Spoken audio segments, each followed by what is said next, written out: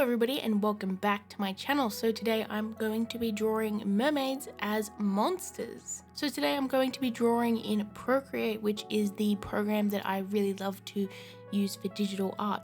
And I'm actually going to be doing two separate artworks with this because I felt like just one wasn't enough and I really wanted to do a couple. I think that it was going to be pretty good. So my first idea is for a sort of lake one. I'm going to be drawing a lake scene, and then afterwards I'm also going to be doing a sort of a sea mermaid as well.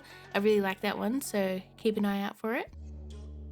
But yeah, this first scene I had the idea to do a slightly different mermaid. So this is obviously a mermaid, but her fish half is more like a crocodile or an alligator half. I just felt like it would be a good idea to have that in a lake because they are kind of monstrous. And I thought it would be a pretty interesting concept as well. So the sort of idea behind this illustration is this is a mermaid or a crocodile maid, I don't know. But she's in a lake and she lives in this lake, and basically what she does is she sort of lures people into the water with her beauty, and then once they jump down into the water to be with this beautiful woman, she eats their face off. Now, I wasn't actually originally planning on making this a fully digital artwork. I did plan on making it watercolor at first. I did a bit of a line art sort of layer and I was going to print it out and paint over it with some watercolors. But to be completely honest, I just got really annoyed at the watercolors. I know I felt like I couldn't get them to do what I wanted to do, and also I wasn't exactly using paper that was perfect for them. The paper that I'm using at the moment is more of a hot pressed smooth style, and I really didn't like that for watercolor. So I kind of just got a little bit annoyed and rage quitted with the watercolor, and then I went back into painting it with digital. It's something that I wasn't really planning to do, and but I actually did end up really liking the results, and I'm actually glad that I just continued with digital from now on because it just ended up at better quality. And I don't know, I feel like I got a bit annoyed at that watercolor. So the painting process was mostly straightforward, to be honest. I kind of just worked in different areas, and I tried to make sure that there was a good amount of texture in each area, because sometimes when I'm painting digitally, I feel like I'm a little bit too obsessed with blending it out and making everything smooth. And this time I wanted a bit of grit in this, I wanted a bit of texture, and just try and make it look a little bit more realistic while still keeping that sort of cartoony animated feel. With the tail of the mermaid crocodile creature thing, I tried to make sure that there was a lot of color in there. As you can see, I started off with a dark bluish green, but after that I drew in a lot of sort of yellowy green circles over the top of that, and I plan to make those sort of like the scales. I didn't want to just draw them exactly like scales though. I felt like I wanted to do lots of different shapes in there and sort of allude to the texture of scales, if that makes sense. And after I got that layer completely done, I duplicated it, and then with the duplicate I darkened all of the colors in it and made it a little bit more saturated, and then I moved it slightly, and this is basically my way of giving a fake drop shadow because Procreate doesn't actually have drop shadow in their sort of features. Yeah, after this I just kept working on the tail and adding in different sort of textures and little bits of hue shifts here and there, and trying to add, you know, just little details here and there just to try and make it look a little bit more interesting.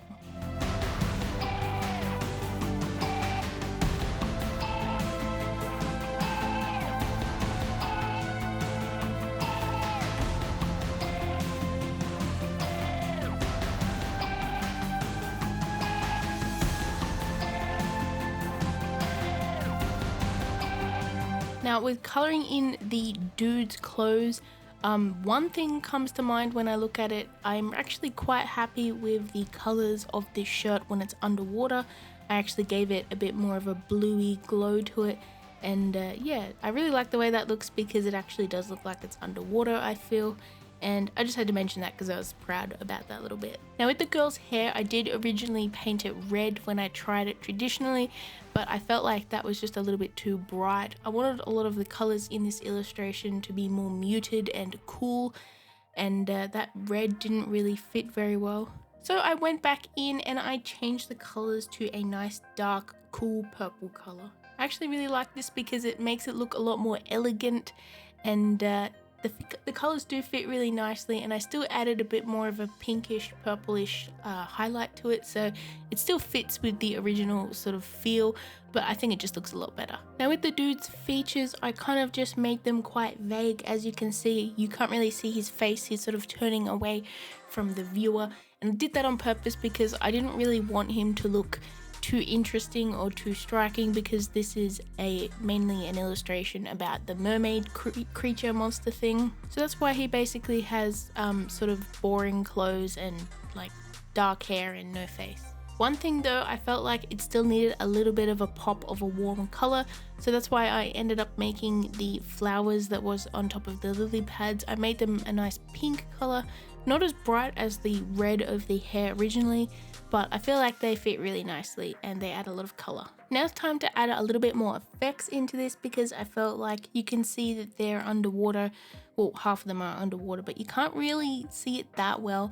So I decided to actually add a few layers over the top with some blues and greens, just to add a little bit of a change in color where they're underwater. And I also added a few layers over the top where the surface of the water would be, and I kept it a very sort of light opacity, and then I just added some light blues and whites over the top, and that would give the effect of a surface of water. After I was done, it was time to just do a few more things here and there, just fix up some mistakes.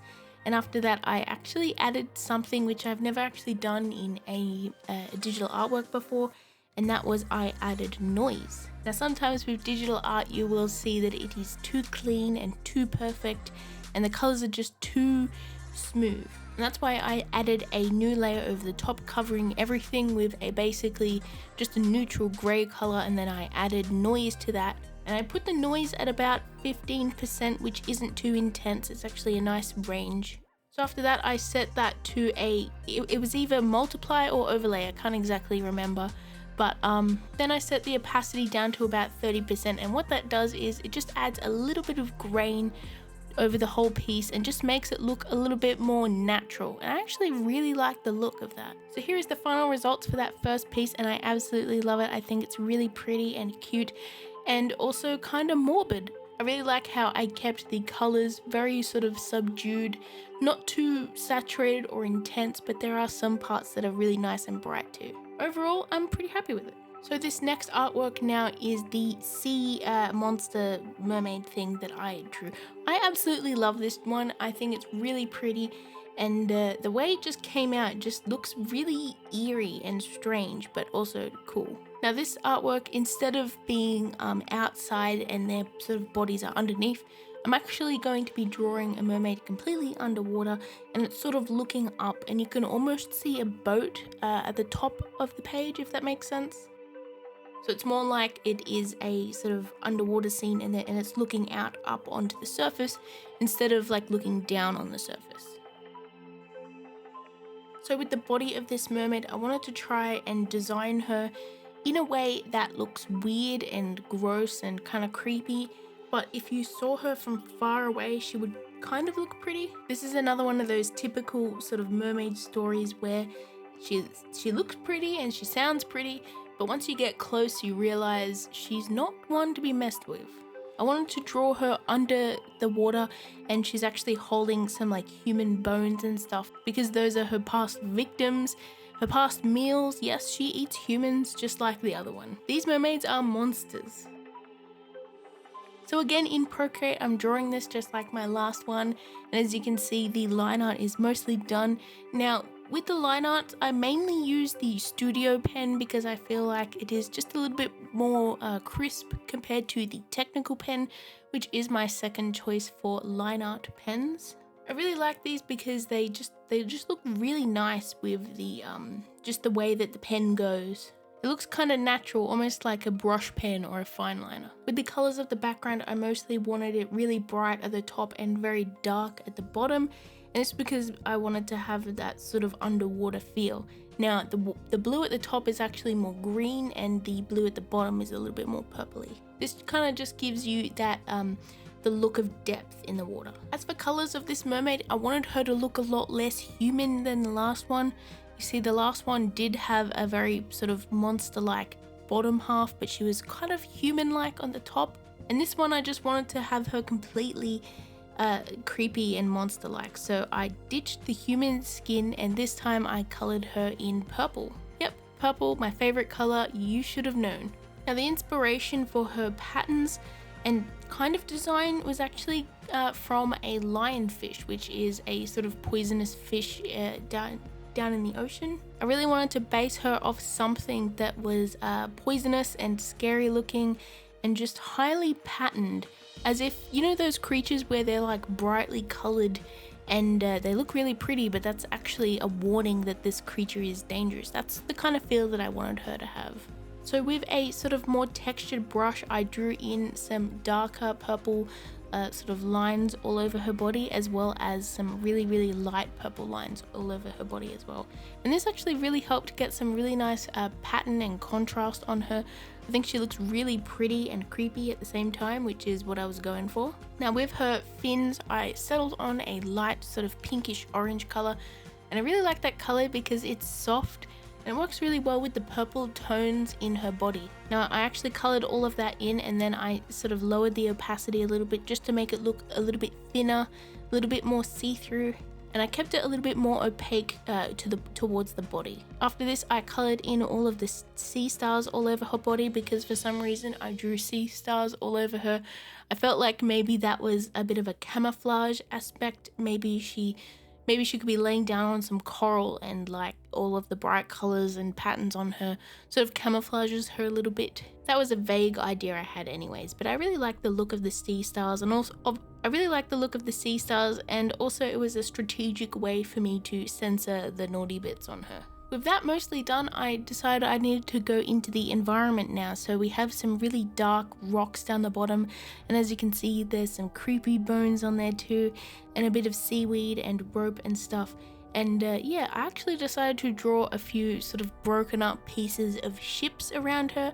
I just felt like it was a really cool addition. Kind of adds a little bit more to the story. Perhaps this creature likes to swim around dangerous waters where ships will sink, and then she eats the victims and the survivors. Haha. This is a really dark sort of video, isn't it? But yeah, it was really fun just adding in sort of different hues. As you can see, some of the broken up pieces of wood that were closer to the viewer were more sort of saturated and brown, and the ones that were further away were more bluish and softer looking. And I feel like that really helps add more depth, because when something's underwater and far away, it'll look more blue.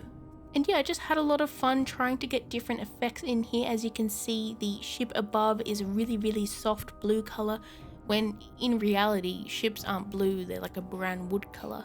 But it really helps to add that sense of depth and scale to the artwork, and I really like that. So overall, now it's just time to add a few effects here and there. I'm adding some colored line art on some areas, but not all.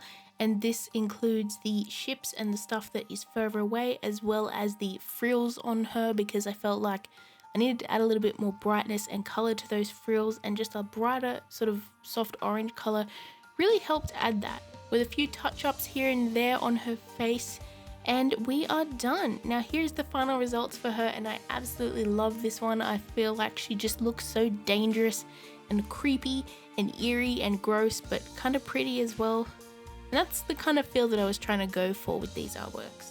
So here's the final results for both of these artworks, and I hope you guys enjoyed this video. Let me know which one of these you like the most. It's kind of hard for me to decide, but I think I'm gonna have to go with the sea monster mermaid. I hope you're all having a lovely day. Please smash like and subscribe to get your scribble fix in the future.